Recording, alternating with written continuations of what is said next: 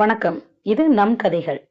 அடக்க நினைக்கும் மாமியார் மற்றும் அடங்காத திமிரு கொண்ட மருமகளுக்கு இடையேயான அதிகார போராட்டத்தை விளக்கும் கதைதான் இது. வாங்க நம்ம கதைக்குள்ள போகலாம். கதை பிடிச்சிருந்துன்னா லைக் பண்ணுங்க, ஷேர் பண்ணுங்க. அந்த பெரிய வீட்டின் அதிகார மையமாக மங்களம் திகழ்ந்தாள். தன் இடுப்பில் தொங்கும் சாவி கொத்தை போலவே வீட்டின் ஒவ்வொரு அசைவையும் அவள் தன் கட்டுப்பாட்டிற்குள் வைத்திருந்தாள். அவளது சொல்லே வேதம். அவளது பார்வையை மீறி அந்த வீட்டில் ஒரு துரும்பு கூட அசையாது. 30 வருடங்களாக அவள் கட்டி காத்த சாம்ராஜ்யம் அது. மங்களத்தின் மகன் சித்தார்த்தை திருமணம் செய்து கொண்டு அந்த வீட்டிற்குள் யாழினி நுழைந்தாள். அவள் மற்ற மருமகளை போன்றவள் அல்ல. வளைந்து கொடுப்பதோ அடங்கி போவதோ அவளது அதிகாரத்திலேயே இல்லை.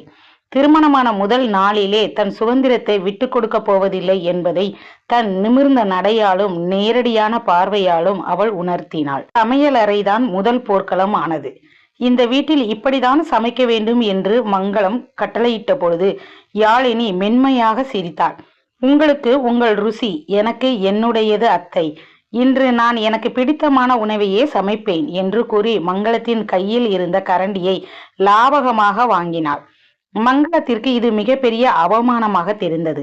அவள் தன் மகன் சித்தார்த்திடம் முறையிட்டாள். உன் மனைவிக்கு இந்த வீட்டின் முறைகள் தெரியவில்லை, அவளை சற்று அடக்கி வை என்று அவள் அதிகார தோரணையில் கூறினாள்.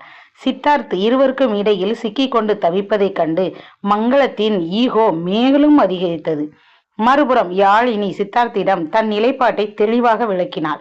நான் இந்த வீட்டிற்கு அடிமையாக வரவில்லை, ஒரு அங்கமாக வந்திருக்கிறேன். உங்கள் அம்மாவுக்கு மரியாதை தருவேன், ஆனால் என் சுய மரியாதையை இழக்க மாட்டேன் என்று அவள் உறுதியாக கூறினாள். சித்தார்த் அவளது உறுதியை கண்டு மௌனமானான். ஒரு குடும்ப விழாவின் போது இவர்களின் மோதல் உச்சத்தை எட்டியது. மங்களம் உறவினர்கள் முன்னிலையில் யாழினியை மட்டம் தட்ட முயன்றாள். ஆனால் யாழினி சற்றும் பதட்டமடையாமல் புன்னகையுடனே மங்களத்தின் ஒவ்வொரு குற்றச்சாட்டிற்கும் புத்திசாலித்தனமாக பதிலடி கொடுத்தாள். உறவினர்களின் பார்வையில் மங்களத்தின் பிடிவாதம் மெல்ல தெரிந்தது. ஒரு நாள் இரவு வீட்டில் யாருமற்ற வேளையில் இருவருக்கும் இடையே நேரடி மோதல் வெடித்தது. இந்த வீட்டின் அதிகாரம் என்னிடம் மட்டுமே இருக்க வேண்டும் என்று மங்களம் கத்தினாள். அதிகாரத்தை செலுத்த நினைக்கும் இடத்தில் அன்பு இருக்காது அத்தை. நீங்கள் என்னை அடக்க நினைத்தால் நான் இன்னும் அதிகமாக திமிருடன் தான் இருப்பேன் என்று யாழினி பதிலடி கொடுத்தாள்.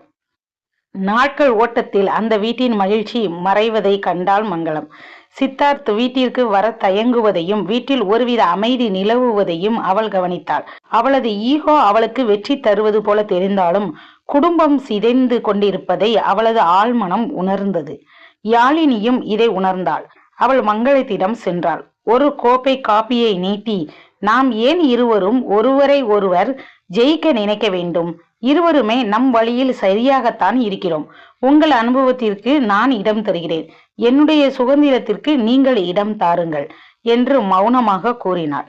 அதிகாரம் அடக்குமுறையில் இருந்து வருவது இல்லை, அது ஒரு பரஸ்பர மரியாதையில் இருந்து வருகிறது என்பதை மங்களம் புரிந்து கொண்டாள்.